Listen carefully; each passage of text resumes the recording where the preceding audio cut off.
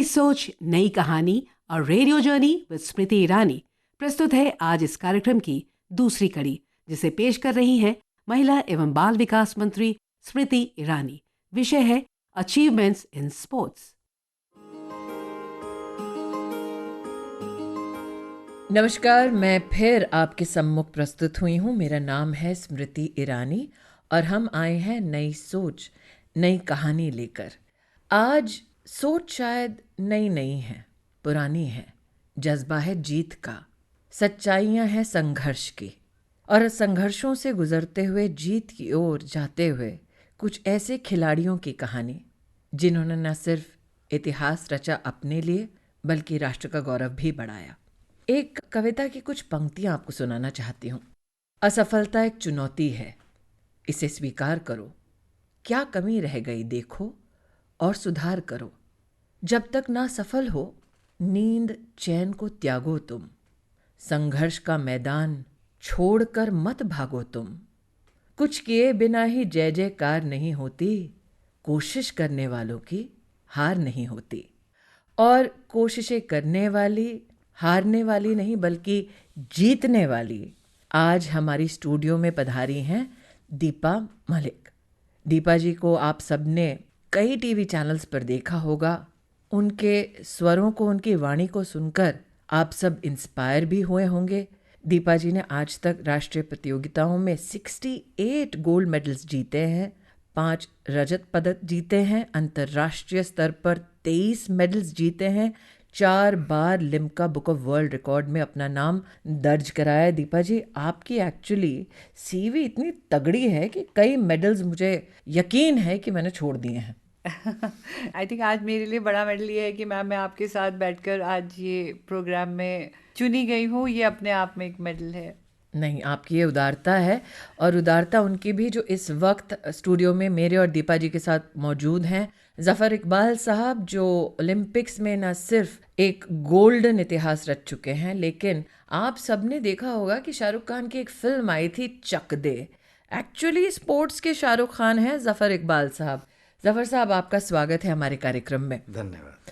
आप दोनों ने जीवन में बहुत सारे संघर्षों को देखा, लेकिन संघर्षों को न सिर्फ अपने लिए समाधान में बदला, बल्कि आपने स्पोर्टिंग इतिहास भी रचा, खेल के मैदान में इतिहास भी रचा। दीपा जी, आपकी कहानी और ज़फ़र साहब की कहानी में बहुत बड़ा एक फ़र्क है। आप एक पैरा एथलीट हैं जी। आप बताएं, लोग जब चुनौती का सामना करते हैं तो स्पोर्टिंग के बारे में तो बिल्कुल ही नहीं सोचते। आपने कैसे सोचा? मैंने वो हर चीज़ सोची जो मुझे इस शरीर के अंदर एबिलिटीज़ बियॉन्ड डिसेबिलिटी दर्शाने का एक मौका दें। क्योंकि 30 वर्ष की आयु में जब दूसरी बार मुझे पैरालिसिस का अटैक हुआ, बचपन में एक बार हुआ, 3-4 साल में नहीं चल पाई, और 2 बच्चों की माँ बनने के बाद पहली बिटिया का एक्सीडेंट हुआ, वो भी पैरालाइज हुई left side of the body. तो एक दिव्यांग बेटी को मैं बड़ा कर रही थी, और उसी के करते करते दोबारा ट्यूमर आने से मेरा छाती का निचला हिस्सा लकवाग्रस्त हुआ। तो एक अपंग माँ एक अपंग बेटी को बड़ा करने वाली थी, तो समाज के लिए ये बहुत बड़ा प्रश्न चिन्ह था। मानसिकता काफ़ी नकारात्मक थी, और लोग सोचते थे कि ये परिवार अब कभी खुश नहीं रह सकता, इसके अंदर हमेशा दुख रहेगा, और मेरी दूसरी भी बिटिया है, तो एक वो भी उसके साथ टैबू जुड़ गया। एक तो माँ अपंग, बड़ी बेटी अपंग, और दूसरा बच्चा भी एक लड़की। तो ये बहुत सारी चीज़ें एक सवाल बनकर खड़ी हो गई थी, और इन्हीं का जवाब ढूंढते ढूंढते कि मैं कुछ ऐसा करूं जिस शरीर ने उसी साल एक ब्यूटी कंपटीशन जीता, एक क्राउन मिला मुझे, और सब लोग मेरी तारीफ़ करते थे कि दीपा बहुत खूबसूरत है, लंबी है, और इसको ब्यूटी का खिताब मिला है।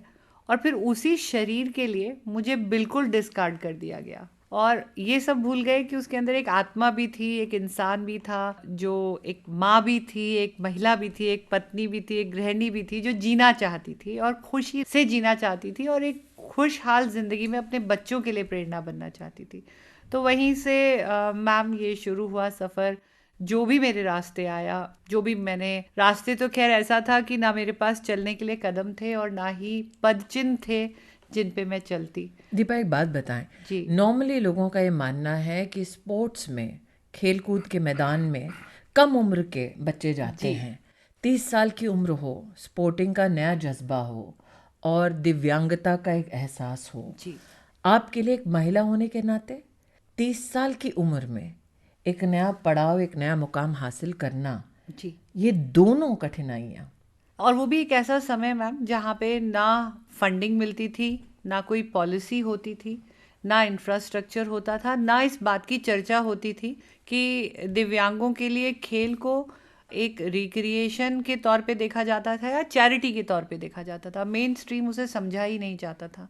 और 36 वर्ष की आयु में मैंने तैराकी से शुरू करके 40 वर्ष की आयु में फिर मैंने एथलेटिक्स को चुना, और ये माध्यम मेरे लिए एक उद्देश्य भी बना, पॉलिसीज़ के लिए डिमांड करने के लिए, लड़कियों को प्रेरित करने के लिए, लोगों की मानसिकता दिव्यांगता की ओर बदलने के लिए। और मेरा सौभाग्य ये रहा कि जब से आदरणीय प्रधानमंत्री मोदी जी आए और उन्होंने इस बात को सुना, और उसके बाद से जो टारगेट ओलंपिक पोडियम स्कीम में कहूँ, या मैं महिलाओं में बेटी बचाओ बेटी खिलाओ की मैं स्कीम कहूँ, या एक्सेसिबल इंडिया कैंपेन जो उन्होंने शुरू किया, और साथ में फिट इंडिया कैंपेन।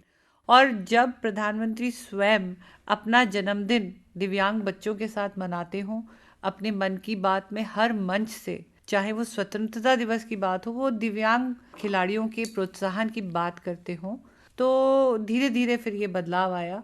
और मेरा सौभाग्य रहा कि खेलों का माध्यम मेरे लिए एक आत्मनिर्भरता, आत्मविश्वास और मानसिकता बदलने का एक माध्यम बना। जफ़र साहब, दीपा ने अपनी आप बीती बताई, लेकिन आज भारत और भारत की खेल कूद की दुनिया में अगर उपलब्धियों की बात करें, हमारे स्पोर्टिंग टैलेंट की बात करें, तो चाहे वो एशियन गेम्स हों या पैरा एशियन गेम्स हों या पैरा ओलंपिक्स हों, इसमें भारत ने इतिहास का सबसे बेहतरीन परफॉर्मेंस दिखाया। टोक्यो ओलंपिक्स की भी अगर बात करें, और ओलंपिक्स का नाम मैंने लिया और आप तो नहीं देख पा रहे, लेकिन स्टूडियो में जफ़र साहब मुस्कुरा रहे हैं। नहीं ओलंपिक्स की आपकी क्या यादें हैं जफ़र साहब? बिल्कुल, दुनिया का सबसे बड़ा इवेंट होता है जिसमें 5 से 10 हज़ार एथलीट्स आते हैं और एक से एक एथलीट्स होते हैं डिफरेंट कंट्रीज़ के, और उसमें भी सेलेक्टेड एथलीट्स आते हैं, उनके साथ कंपटीशन होता है, डिफरेंट गेम्स जैसे होता है, कोई हॉकी है, एथलेटिक्स में है, basketball, volleyball, everybody in the same village. तो वो एक एक्साइटमेंट होता है। उसके ओपनिंग सेरेमनी आप देखेंगे तो लगता है कि we are in somewhere else rather than on earth. तो वो एक बहुत बड़ा यानी एक हिस्सा है हमारे ज़िंदगी का कि ओलंपिक्स खेले हम लोग, और उसमें जीते भी और हारे भी। तो स्ट्रगल तो खिलाड़ी करता है मैम, और जी जान से वो खेलता है अपने कंट्री के लिए, चाहे वो छोटे स्तर का है तो वो स्कूल के लिए भी जी जान से खेलेगा, और अगर कंट्री के लिए खेलता है तो वो भी यानी खून पसीने करके वो पहुंचता है उस स्तर पे, और फिर वो चाहता है कि हिंदुस्तान और अपनी टीम जो है वो जीते। तो नेचुरली वो हमें एक बहुत प्रेरणा देती है कि yes we can do it, यानी अगर आज हम जीते हैं तो कल हम हारेंगे नहीं। आप एक ऐसे खेल में मशहूर हुए, आपने अपना टैलेंट दिखाया, हिंदुस्तान का नाम रोशन किया, जो एक क्रिकेट प्रेमी देश के लिए मुख्तलिफ खेल है। मतलब कि 80 के दशक में सबको क्रिकेट का वर्ल्ड कप याद है, लेकिन कई बार क्या आपको इस बात का दुख होता था? दुख तो मैं नहीं कहूँगा, मगर ये गलती कहूँगा कि जो इस बात को कहते हैं, जब हम लोगों ने 50वां वर्ष मनाया था अपने उपलब्धि का देश का, तो उसमें यही कहा गया था कि साहब 83 का वर्ल्ड कप हम लोग जीते हैं। बट द पीपल फॉरगेट कि 1948 में ओलंपिक गोल्ड मेडल हमने जीता, 1952 हेलसिंकी में गोल्ड मेडल जीता, 1956 में मेलबर्न ओलंपिक्स जीता, 1960 में सिल्वर मेडल, 64 में हमने जीता, वर्ल्ड कप जीता, ओलंपिक्स 1980 का जीता। But these people never remembered such events कि एक क्रिकेट का world and the entire 6 medals on one side. So you cannot balance it. You have to balance in sporting events also. तो मेरा सिर्फ यही कहना है कि मुझे सिर्फ एक ही बात का, मैं प्रेस वालों से और टीवी वालों से every time I use to tell them कि सर आपको वो याद नहीं है जब हम आज़ाद हुए 47 में, तो 48 लंदन ओलंपिक्स में हमने फाइनल में लंदन को मारा है, इंग्लैंड को मारा है हमने फाइनल के अंदर, और हमने 52 में, यानी आप इसको एक ओलंपिक का मेडल लाना is not a joke. Zafar साहब देखिए, आपने अपना थोड़ा बहुत दुख व्यक्त किया टीवी वालों के खिलाफ, पत्रकारों के खिलाफ, न्यूज़पेपर के खिलाफ, इसलिए रेडियो वालों के साथ आज आप आए हैं। नहीं, मैं बिल्कुल खिलाफ नहीं हूँ, मैं खिलाफ नहीं हूँ। मैं सिर्फ ये कहना चाहता हूँ कि अगर आप फेयरनेस चाहते हैं तो यू हैव टू इक्वेट यानी इक्वली, कि आप ऐसे नहीं कह सकते कि जो दिखता है वो बिकता है, वो चीज़ सिचुएशन नहीं है। मगर आपको ये भी यकीन होना चाहिए कि हॉकी जो है हिंदुस्तान के लोगों के दिलों में बसा है आज भी। मैं अभी भी कहता हूँ, दुख सबसे ज़्यादा उन्हीं का होता है जब हम लोग हारते हैं, और खुशी भी होती है। अब ये ज़रूर है कि एक खेल को दूसरे खेल से तुलना नहीं करनी चाहिए। एक बात बताएं, आज अगर तुलना ना करें तो भी आपको लगता है कि जैसे कि दीपा जी ने कहा, प्रधानमंत्री मोदी जी के प्रोत्साहन के बाद अलग अलग खेलों को अब एक अलग अलग मुकाम पर हम पहुंचते देख रहे हैं, उनकी गरिमा को बढ़ते देख रहे हैं? बहुत अच्छा सवाल है, और मैं हमेशा ये कहता हूँ कि हिस्ट्री के अंदर कोई भी प्रधानमंत्री ने ऐसा काम नहीं किया जिससे कि स्पोर्ट्स को इतना बढ़ावा मिले। मैं अभी भी कहना था, मुझे किसी से लेना देना नहीं है। A man who is giving so much importance कि प्लेयर्स एथलीट जा रहे हैं और उनको आप सी ऑफ कर रहे हैं कि जाओ खेल के आओ, पैसा उसके अंदर आप बढ़ा रहे हैं। He is talking to the family members also. ऐसा नहीं कि चाहे वो गरीब हो चाहे अमीर हो, ही इज़ टॉकिंग। और उसकी वजह से यही है कि मैं ये कहता हूँ कि उन्होंने ऐसी चाबी भरी है, जैसे एक गाड़ी खड़ी होती है, अगर आपने उसको सेल्फ दे दिया, इंजन स्टार्ट कर दिया, तो every part works.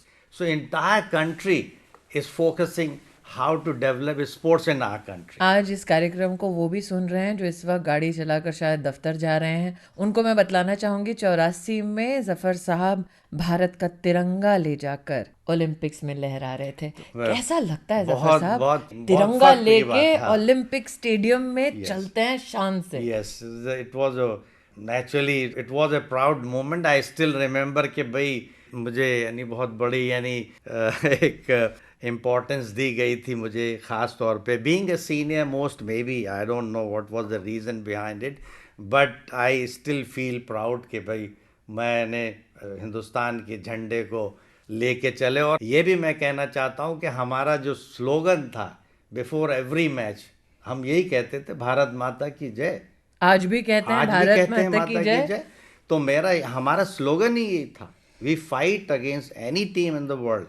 And assembly से पहले वी यूज्ड टू जफर साहब, यहाँ पे मैं एक बात ज़रूर कहना चाहूँगी। आपने कहा कि आप तिरंगा ऐसे प्रांगण में लेके चले जो अंतर्राष्ट्रीय स्तर का है।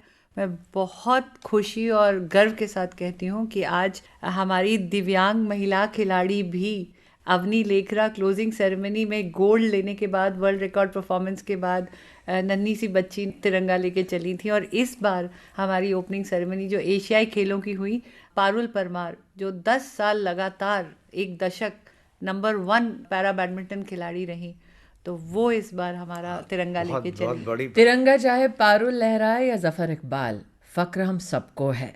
और इसीलिए आज, जैसे कि मैंने अपनी ओपनिंग इस्तकबाल में जफर साहब आपके लिए कहा, दीपा आपके जज्बे को देखते हुए कहा कि शाहरुख खान तो हमने स्क्रीन पर देखे हैं, मैदान जंग में जब हॉकी का स्टिक हाथ में हो तो वो शाहरुख खान का नाम है जफर इकबाल। इसे जफर साहब आपकी शान में और दीपा की कहानी को देखते हुए, पारुल ने जो तिरंगा लहराया उसको देखते हुए, आज सभी हिंदुस्तानियों का मन है कि एक बार फिर कह दे, शक दे इंडिया।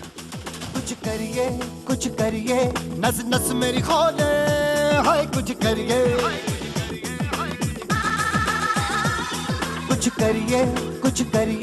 बस बस बड़ा बोले, अब कुछ करिए। ओ कोई तो चल सिद्ध फड़िए, तू बेतरिए या मरिए, हाय कोई तो चल सिद्ध फड़िए, तू बेतरिए या मरिए। शक दे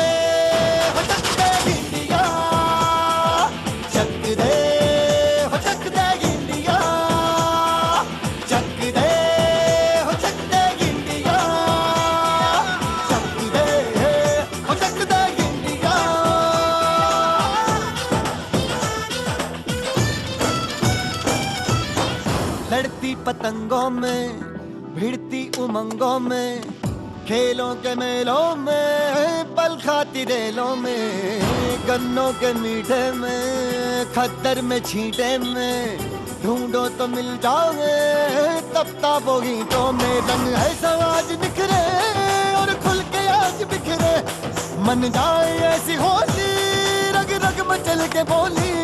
टस है ना मस है जी, जिद है तो जिद है जी, घिसना यूं ही पिसना यूं ही पिसना यूं ही बस करिए। कोई तो चल जिद फड़िए, तू बेतरिए या मरिए, हाँ कोई तो चल जिद फड़िए, तू बेतरिए या मरिए। चक दे हो चक दे इंडिया, चक दे हो चक दे इंडिया, चक दे हो चक दे इंडिया, चक दे हो चक दे इंडिया। चक दे इंडिया के बाद चक दे फटे, क्योंकि अभी हमारे साथ स्टूडियो में है रविंदर सिंह जी। अब रविंदर जी को मैं बड़ी ही विनम्रता से माफ़ी मांगते हुए कह रही हूँ, ज़फ़र साहब ने क्रिकेट वालों के बारे में थोड़ी सी धुलाई कर दी। रविंदर जी हैं बीसीसीआई के कोच, अंडर 19 खेल चुके हैं, और आकाशवाणी पे जब आप मैचेस का प्रसारण सुनते हैं तो एक्सपर्ट के रूप में आपने रविंदर जी की आवाज़ को ज़रूर सुना होगा। लेकिन सुनने वालों को बताना चाहूँगी कि मेरे साथ अभी स्टूडियो में रविंदर जी के साथ साथ हैं पूनम बेनीवाल जी। अब पूनम बेनीवाल जी राष्ट्रीय स्तर की बेस्ट बॉक्सिंग चैम्पियन रह चुकी हैं। आज भारत सरकार में टॉप स्कीम्स में पूनम जी अपना योगदान दे रही हैं, चाहे वो स्पोर्ट्स और शिक्षा का क्षेत्र हो, चाहे वो रेसलिंग हो, चाहे वो वेट लिफ्टिंग हो। पूनम जी स्पोर्ट्स अथॉरिटी ऑफ इंडिया के साथ वर्तमान में कार्यरत हैं। अगर आपने देखा है कि मेरी कौम कैसे दनादन बॉक्सिंग करती हैं, तो उसके पीछे एक राज ये भी कि मुक्का मारना पूनम जी सिखाती हैं। पूनम जी, कितनों के दांत टूट चुके हैं अब तक?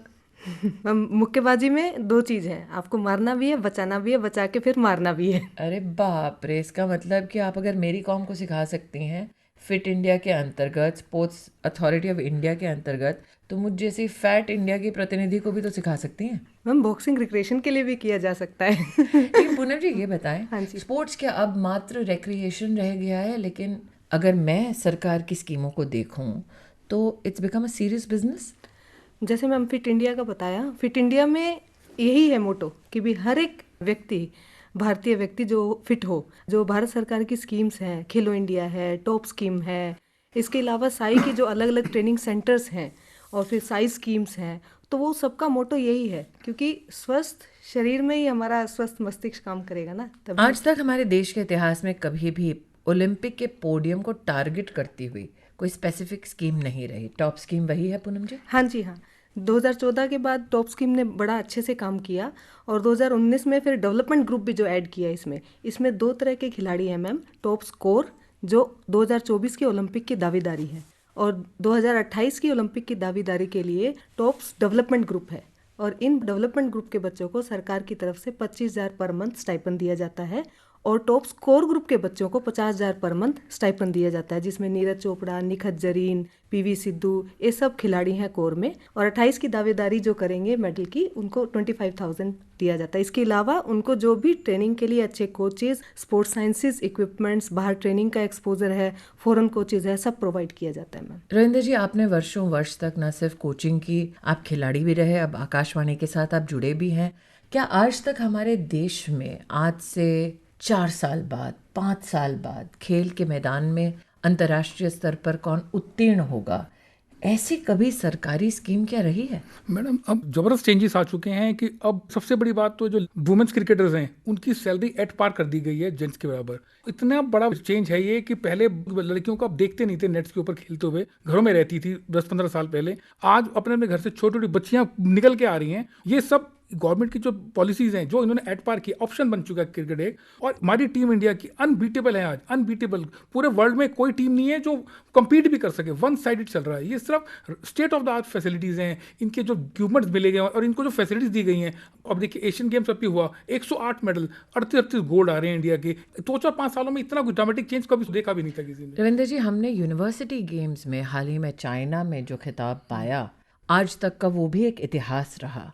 सरकार में आज एक ये संकल्प भी है कि आप यूनिवर्सिटी लेवल पर या फिर खेलो इंडिया के माध्यम से स्कूल लेवल पर ही आप खिलाड़ियों का चयन कर उनको आइडेंटिफाई कर फिर उनका समर्थन करें।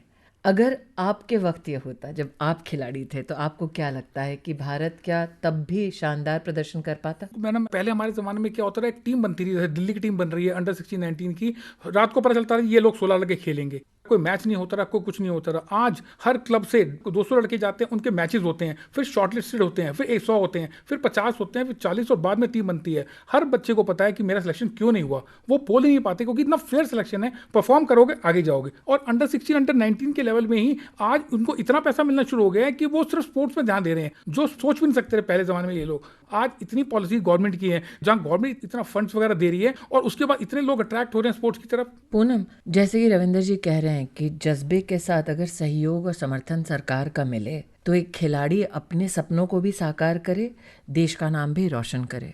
आप जब राष्ट्रीय चैंपियन रहीं, आज आप एक कोच के नाते मेरी कॉम जैसी हमारी महिला खिलाड़ियों को या पीवी सिंधु जैसी हमारी महिला खिलाड़ियों को समर्थन दे रही हैं। जब आप कोचेस बैठते हैं, स्पेशली महिला कोचेस, क्या आप सोचते हैं कि काश हमारे वक्त अगर ऐसा होता तो हम भी अब मेरी की तरह या पीवी सिंधु की तरह पहुंचते अपने मुकाम तक? ये तो है मैम, अभी बहुत इम्प्रूवमेंट है पहले से। अभी सरकार की तरफ से गाइडलाइंस हैं कि आप जब भी कोई बाहर टीम जाएगी, महिला कोच का होना साथ में ज़रूरी है, महिला फिजियो का साथ में होना ज़रूरी है। अभी रिसेंटली एशियन गेम्स हुए तो सरकार की तरफ से कंफर्मेशन किया गया कि भी आप महिला खिलाड़ियों के साथ महिला कोचेज हैं, तो एक बीइंग अ प्लेयर भी आपको एक बहुत अच्छा लगता है कि भी आपके साथ महिला खिलाड़ी हैं। और ये अभी नंबर्स बढ़ भी रहे हैं। इवन आप मेडल्स भी देखें मैम कि दिस इज़ लाइक ऑलमोस्ट 50-50 जो हमने एशियन गेम्स में मेडल जीते हैं। तो जो अपना खेलो इंडिया के थ्रू हम स्पोर्ट्स फॉर वुमेन करवा रहे हैं, उसमें वुमेन लीग्स करवाई जा रही हैं अलग अलग स्पोर्ट्स डिसिप्लिन में, जो 12 वर्टिकल्स हैं खेलो इंडिया के। तो जो वुमेन्स लीग के कारण भी बहुत सारी वुमेन्स आगे आ रही हैं, क्योंकि एलीट लेवल पे तो टॉप स्कीम देख रही है, ग्रास रूट पे तो खेलो इंडिया काम कर रहा है। जो पिरामिड बनता है स्पोर्ट्स का कि भी आपको खेलो इंडिया स्कीम है, फिर डेवलपमेंट ग्रुप है, फिर कोर ग्रुप है, और खेलो इंडिया स्कीम में भी मैम हर साल 3000 बच्चों को 10,000 पर मंथ स्टाइपेंड दिया जाता है, और वो सही टाइम पे उनको दिया जाता है। क्योंकि अगर कोई बच्ची या कोई बच्चा खेल शुरू कर रहा है, उसको आवश्यकता पैसे की तब है कि अच्छा जूता पहनना है, अच्छी जुराबें पहननी है, किट अच्छा चाहिए, हॉकी स्टिक, ग्लव्स अच्छे चाहिए, तो वो वहाँ ज़रूरत पूरी होती है। और अभी खेलो इंडिया यूनिवर्सिटी गेम्स हुए हैं, तो अभी हर लेवल पे काम हो रहा है हमारा कि भी खेलो इंडिया यूथ गेम्स है, खेलो इंडिया यूनिवर्सिटी गेम्स है, फिर उसके अलावा जो नेशनल गेम्स, और ये सारी चीज़ एक स्ट्रक्चर बना रही है। आपका जज्बा देख कर ना, जो आपकी एक्साइटमेंट है, मैं एक बात कहना चाहती हूँ। मुझे आज ग्लानि हो रही है कि आप जिस वक्त चैम्पियन थे, आप जिस वक्त खेल के मैदान में उभर रही थी, तब हमारे देश में ऐसी व्यवस्थाएं नहीं थी। आप जैसी ऐसी कितनी महिला खिलाड़ी हैं जो आज कोच के रूप में दूसरी महिलाओं को आगे बढ़ा रही हैं। आप हरियाणा से हैं, हाँ जी, हाँ। इसीलिए आप जैसी महिला खिलाड़ियों को, जिनको आज तक शायद वो श्रेय नहीं मिला जिनकी वो अभिलाषी थी या जितना उनका हक था, आपके लिए गाना मैं विशेष समर्पित करना चाहती हूँ। जग जीतिया थारे जैसा ना कोई। Thank you ma'am. ना वो अखियां रूहानी कहीं, ना वो चेहरा नूरानी कहीं, कहीं दिल वाली बातें भी ना वो सजरी जवानी कहीं। जग घूमे थारे जैसा ना कोई, जग घूमे थारे जैसा ना कोई। ना तो हंसना रुमानी कहीं, ना तो खुशबू सुहानी कहीं, ना वो रंगली यादें देखी, ना वो प्यारी सी नादानी कहीं। जैसी तू है वैसी रहना, जग घूमे थारे जैसा ना कोई, जग घूमे थारे जैसा ना कोई।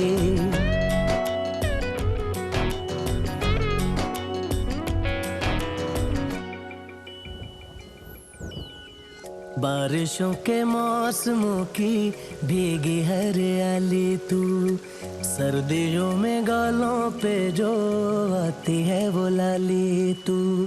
रातों का सुकून, रातों का सुकून भी है, सुबह की अजान है। चाहतों की चादरों में मैंने है संभाली तू, कहीं आग जैसी जलती है, बने बरखा का पानी कहीं, कभी मन जाना चुपके से, यूं ही अपनी चलानी कहीं, जैसी तू है वैसी रहना, जग घूमे थारे जैसा ना कोई, जग घूमे थारे जैसा ना कोई। Welcome back. रामधारी दिनकर जी ने कहा था, सच है विपत्ति जब आती है कायर को ही दहलाती है, शूरमा नहीं विचलित होते, क्षण एक नहीं धीरज खोते, विघ्नों को गले लगाते हैं, कांटों में राह बनाते हैं। और कांटों में कुछ ऐसी राह बनाई हमारे 3 गेस्ट्स ने, जिन्होंने मिलकर इतिहास रच डाला।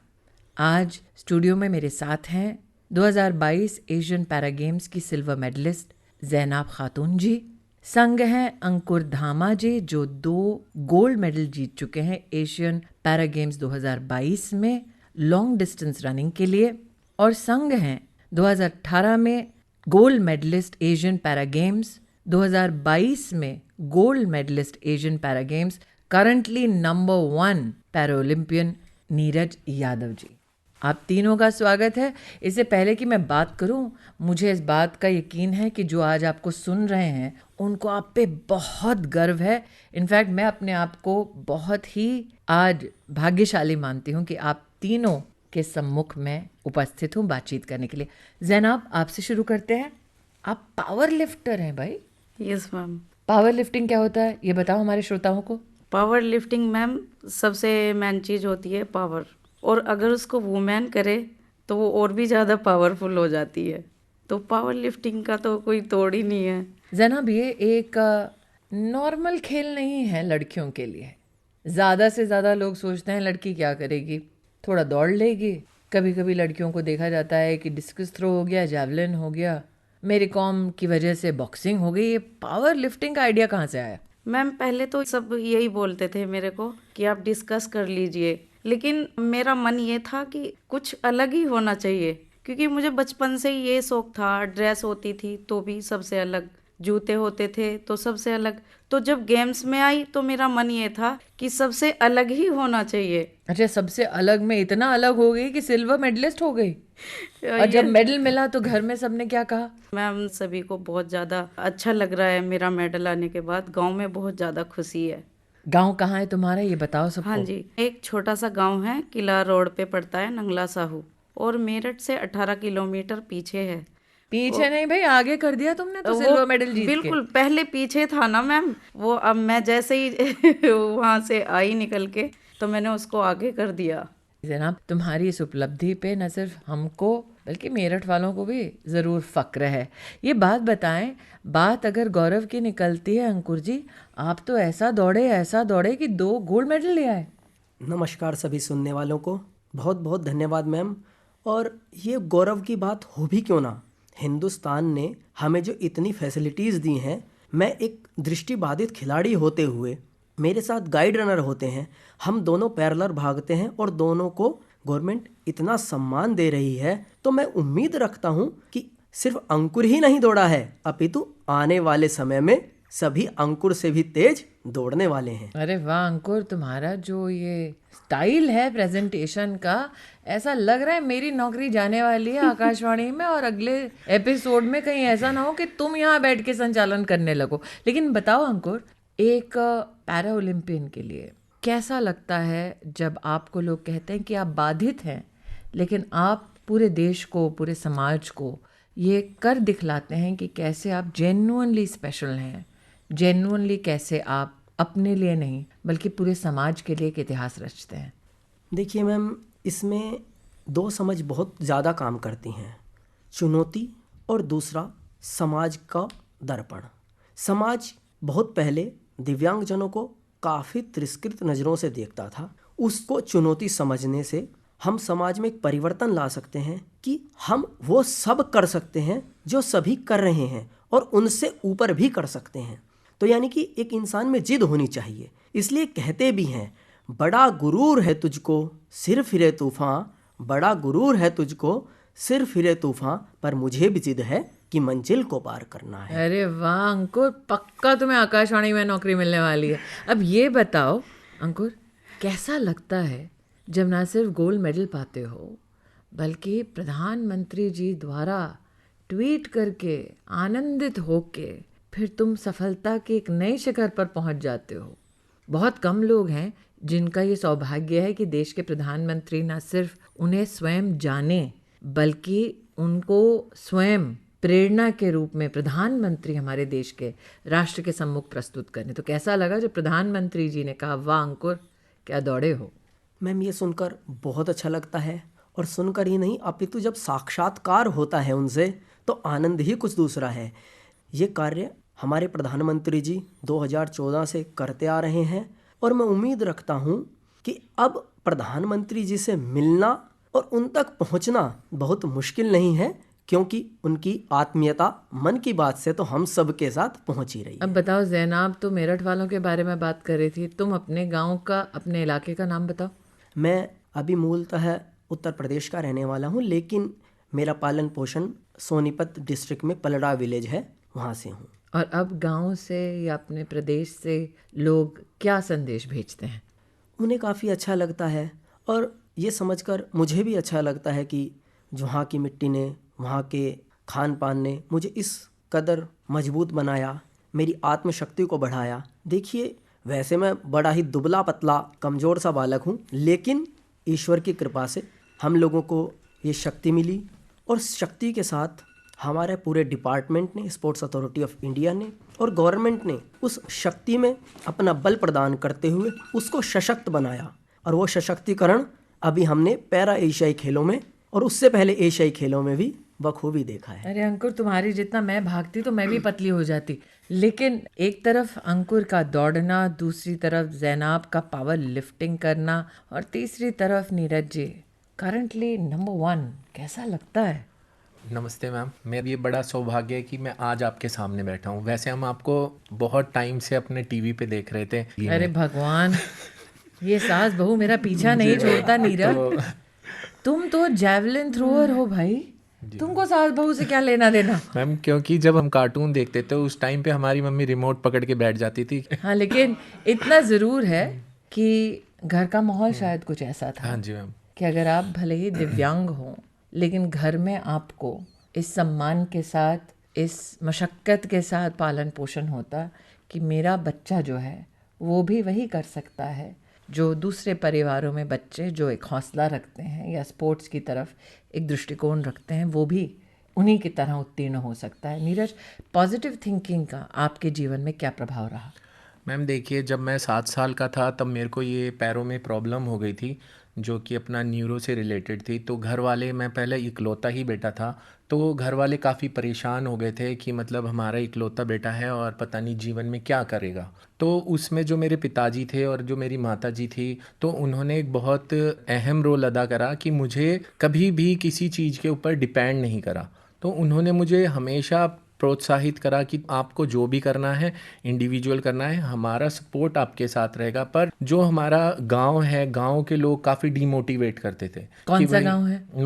मैं वैसे तो अपना दिल्ली में रहते थे, जो हमारे डैडी की पोस्टिंग थी। वैसे मैं अपना उत्तर प्रदेश से हूँ, जिला गाजियाबाद, लोनी गाँव से। तो वहाँ के जो गांव के लोग थे वो डीमोटिवेट करते थे कि इसके पैर खराब हो गए हैं, पता नहीं जीवन में क्या कर पाएगा, भगवान इसको उठा ले, मतलब इस टाइप की। भगवान उठा ले मतलब कि मतलब ये अपनी अगर किसी को उठवाना हो भैया, ज़ैनाब खातून से संपर्क करें, ऐसा उठाएगी कि मेडल लेकर आएगी। लेकिन नीरज, एक बात बताओ, होता है जीवन में कि आप चुनौतियों का सामना करें, होता है जीवन में कि आप खुद पर निर्भर करें, जिनसे आप प्यार करते हैं उनकी ताकत से आप जीवन में कुछ कर दिखाएं।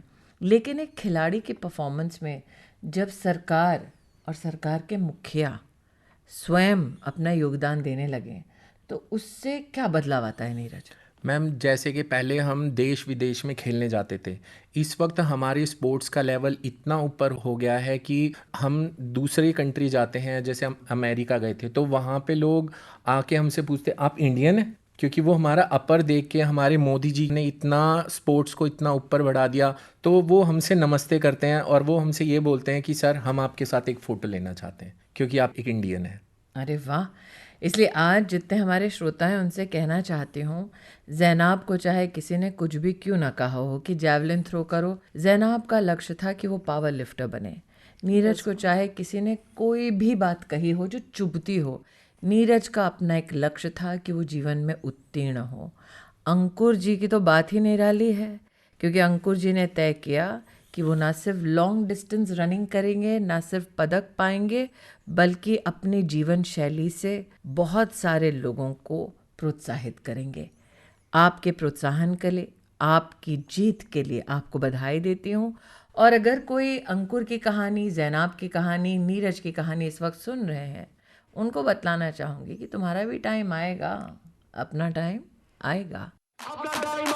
उठ जा अपनी राख से, तू उड़ जा अब तलाश में, परवाज़ देख परवाने की, आसमां भी सर उठाएगा। आएगा अपना टाइम आएगा, मेरे जैसा शाना लाला तुझे ना मिल पाएगा। ये शब्दों का ज्वाला मेरी बेड़ियां पिघलाएगा, जितना तूने बोया है तू उतना ही तो खाएगा। ऐसा मेरा ख्वाब है जो डर को भी सताएगा, जिंदा मेरा ख्वाब अब कैसे तू दफनाएगा। अब हौसले से जीने दे, अब खौफ नहीं है सीने में, हर रास्ते को चीरेंगे हम, कामयाबी छीनेंगे। सब कुछ मिला पसीने से, मतलब बना अब जीने में। क्यों?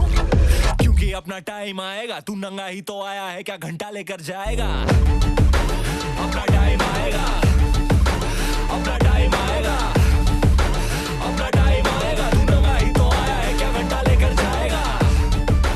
अपना टाइम आएगा। Welcome back. और अब हमारे साथ हैं उत्तर भारत की 3 तड़ाकेदार लड़कियां।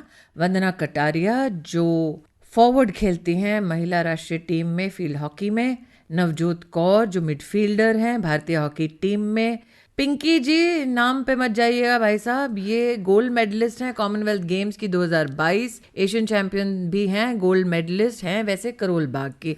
फिर पिंकी तुम खेलती थी क्रिकेट, अब खेल रही हो लॉन बॉल, हर चीज़ में उत्तीर्ण होना है। यस मैम, ये आपसे सीखा है। अरे वाह, इनका बहुत लंबा करियर हो सकता है पॉलिटिक्स में। अच्छा ये बताओ, लॉन बॉल कोई नहीं जानेगा शायद, बहुत ही पॉपुलरली हमारे देश में, ये खेल क्या है संक्षेप में बताओ। Ma'am it's a game of concentration and patience. इसमें एक हमारा जो ग्राउंड होता है इससे 40x40 और आपको एक बॉल रोल करनी है एक जैक के पास जो कि 23 मीटर है। कितने सालों से खेल रही हो पिंकी? 13 साल। और इन 13 सालों में तुमने सरकार की ओर से इस खेल के प्रति क्या बदलाव देखा है? मैम जब से कॉमनवेल्थ में गोल्ड मेडल लगा है तब से हमारी गेम को इम्प्रूवमेंट हुआ है। और सबसे अच्छा लगा था जब मोदी जी से मैं मिली और जब मैं स्टेज पे उनके पास गई, मेरे हाथ शिवर कर रहे थे and he said to me, wow golden girls, आपने तो कमाल कर दिया। वाह गोल्डन गर्ल करोल बाग से। और जब मोदी जी से मिलने के बाद घर लौटी, फिर करोल बाग में क्या माहौल था? मैम करोल बाग में तो पता ही आपको, बैंड बाजा बज गया। वैसे बैंड बाजा तो तुमने उनका भी बजाया दिन के सामने, तुम खेली और हिंदुस्तान के लिए तुमने गोल्ड जीता। नहीं बिल्कुल, मुझे एक्चुअली बचपन से था कि मैं अपने फादर के नाम से नहीं जानूं बल्कि मेरे नाम से मेरे फादर पहचाने जाएं। और क्या यही हाल है वंदना तुम्हारे और नवजोत के घर में? वंदना? हाँ जी मैम, एक्चुअली हम लोग हॉकी प्लेयर हैं और हम लोग खेलते ही रहते हैं और अभी भी मैचेस चल रहे हैं। एक बात बताओ, हॉकी टीम के बारे में तो बहुत विख्यात हुआ था मोदी जी का एक वीडियो, जब वो खिलाड़ियों से फ़ोन पर बात कर रहे थे, वायरल हो गया पूरे देश में। तब कैसा लगा और घर वालों ने तब क्या कहा? एक्चुअली मैम वो बहुत एक प्राउड मोमेंट थी हमारे लिए ओलंपिक्स में खेलना, और स्पेशली जब मोदी जी की कॉल आई, जब उन्होंने बात की तो हम ऑलरेडी अपना ब्रॉन्ज हार चुके थे, पर उन्होंने जब हमें कॉल पे मोटिवेट किया कि आप लोग यहाँ तक पहुँचे हो तो हमारे लिए वही काफ़ी है, हमारी बेटियों ने हमारे शान बढ़ा दी, तो वो मोटिवेशन वर्ड हमारे लिए टॉप ऑफ द वर्ड थे, तो हम बहुत खुश थे उसके बाद। आज हमारे स्टूडियो में इस कार्यक्रम की हमने शुरुआत की ज़फ़र इकबाल साहब के साथ, और आज तुम बेटियां हॉकी के फील्ड में हमारा नाम रोशन कर रहे हो। तो नॉर्मली ये देखा जाता है लड़कियों के लिए ये खेल थोड़े अलग माने जाते हैं, हॉकी तो माना जाता ही अलग है, लॉन बॉल भी लड़कियों के संदर्भ में कभी भी चर्चा में नहीं आता। तो जब एक खिलाड़ी होने के नाते आप रेगुलर स्पोर्ट नहीं कुछ इरेगुलर करते हैं, तो इसका क्या परिणाम होता है पिंकी? मैम इसमें तो पहले तो लोग बोलते हैं यार ये क्या गेम ले ली, इतना अच्छा क्रिकेट खेल रहे थे आप, क्या लॉन बॉल में चले गए। मैंने बोला नहीं, इजी वे तो सभी जाते हैं, कुछ अलग करेंगे तभी अलग जाएंगे, और शायद इस बार ही मैंने अलग किया और इसके बाद भी मेरा कुछ और भी प्लान है। मुझे आपको देख के बहुत अच्छा लगा, तो मैं भी आई ज्वाइन बीजेपी पार्टी। अरे बाप रे, मैंने कहा था आपको शुरुआत में इस सेगमेंट के कि इनके लक्षण सारे नेता वाले हैं। लेकिन एक बात बताओ नवजोत, आप और वंदना दोनों ही हॉकी के खिलाड़ी हैं। अब जब आप स्टेडियम में जाते हैं, हिंदुस्तानी जब स्टेडियम में दर्शक बनकर आते हैं, तो माहौल कैसा होता है? मैम आफ्टर टोक्यो जब हम लोग ओलंपिक में गए थे तो उस टाइम पे हमारा जो 4th प्लेस आया था, तो मुझे ये लगा कि जो हमारे मोदी जी हैं हमेशा विनर्स को मतलब अच्छा बोलते हैं कि ये लोग गोल्ड मेडल लाए लेकर, लेकिन उस टाइम पे हम लोग 4th आए थे। पर जो हम लोगों को एक रिस्पेक्ट मिली थी इंडिया से, उसके बाद से जो हॉकी टीम का जो एक माहौल है वुमेंस टीम का, वो बहुत ज़्यादा चेंज हो गया। तो भी जाते हैं तो लोग फ़ोटो खींचते हैं और मतलब काफ़ी चेंजेस आए हैं, जानते हैं लोग बाग, तो अच्छा लगता है। व्यवस्थाओं में क्या बदलाव आया है नवजोत? स्पेशली अभी फैसिलिटीज़, अभी हम बैंगलोर साई में ट्रेनिंग करते हैं सभी हॉकी प्लेयर्स, मैन वीमेंस। वहाँ पे फैसिलिटीज़ बहुत अच्छी है। और स्पेशली जब 2014 में मैंने रेलवे ज्वाइन किया, तब ऑलमोस्ट मुझे इंजरी थी, तो एक सहारा होता है कि प्लेयर्स के लिए कि फाइनेंशियली हम अपनी फैमिली को सपोर्ट कर सकें। तो उस टाइम रेलवे ने मुझे जॉब दी, तो मैं अपने फैमिली को लेकर बहुत मैं एक खुशी फील कर रही थी कि काश 18,000 पे मैंने ज्वाइन किया था, कि आज मेरे 3 ब्रदर सिस्टर हैं, मम्मी पापा हैं, उनको मैं अच्छे से घर का खर्चा कुछ भी चला सकती हूँ। और आज मैं रेलवे में OSD हूँ, ऑलमोस्ट स्पोर्ट्स ऑफिसर। तो मैं सबसे पहले रेलवे का थैंक्स करना चाहती हूँ। मुझे बात बताओ नवजोत, कभी कोई ये कल्पना नहीं करता कि एक लड़की खेल के मैदान में उत्तीर्ण होती है, लेकिन ये चिंता भी करती है कि माता पिता की मदद कैसे करे, खर्चा घर का कैसे निकाले। पुरुषों के बारे में कभी हमने ये चर्चा की नहीं, लेकिन एक महिला होने के नाते वो सरकार से समर्थन ताकि घर चल सके, कितना ज़रूरी है एक्सपोर्टिंग व्यक्ति के लिए? बहुत ज़रूरी है। मुझे याद है मुझे 31,000 रुपीज़ मिले थे जब मैंने एक टूर्नामेंट जीता था, तो वो एक अलग ही खुशी थी, खुशी का माहौल था हमारी फैमिली में। तो ऐसे ऐसे मुझे, जो मैं हरियाणा स्टेट से बिलोंग करती हूँ, मुझे हर मेडल पे 5 लाख, 3 लाख और एशियन गेम्स मेडल पे 50 लाख, 1.5 करोड़। तो ये गवर्नमेंट का बहुत अच्छा सपोर्ट है जो आज हम अपनी फैमिलीज़ को पाल रहे हैं। मैं आज हमारे सभी श्रोताओं से कहना चाहती हूँ कि हमारे सेगमेंट के अंत में पिंकी जैसे करोल बाग दिल्ली से हैं, वंदना का परिवार वर्तमान में उत्तराखंड में है, नवजोत का परिवार हरियाणा में है। ये कहानियाँ हैं साधारण लड़कियों की, कहानियाँ हैं असाधारण चुनौतियों को पार करके समाधान तक पहुँचने की। कहानियाँ आज आपने सुनी न सिर्फ नए सोच की बल्कि नए संकल्पों की। और इसीलिए आज चाहे वो खेल का मैदान क्रिकेट से ही ना जुड़ा हो, बल्कि जुड़ा हो हॉकी से, लॉन बॉल से, या फिर कोई पैरा ओलंपियन हो, आज जब हमारे खिलाड़ियों को देश का नागरिक देखता है तो उनकी सफलता को देखते हुए नागरिक को भी लगता है कि स्पोर्टिंग की दुनिया के हम भी सिकंदर हैं। तो यहाँ के ये सिकंदर हैं और आज इन सिकंदरों की आपने कहानियाँ सुनी। नई सोच, नई कहानी जारी रहेगी ये गुफ्तगू अगले हफ्ते फिर आपके साथ गोल्ड 100.1 पर।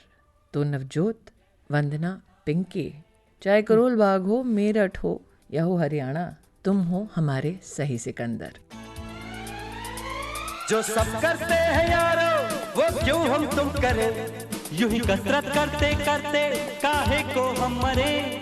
घर वालों से, टीचर से भला हम क्यों डरे, यहाँ के हम सिकंदर चाहे तो रख ले सबको अपनी जेब के अंदर, अरे हमसे बच के रहना मेरी जान। नहीं समझे है वो हमें तो क्या जाता है, हमारी बाजी को जीतना हमें आता है।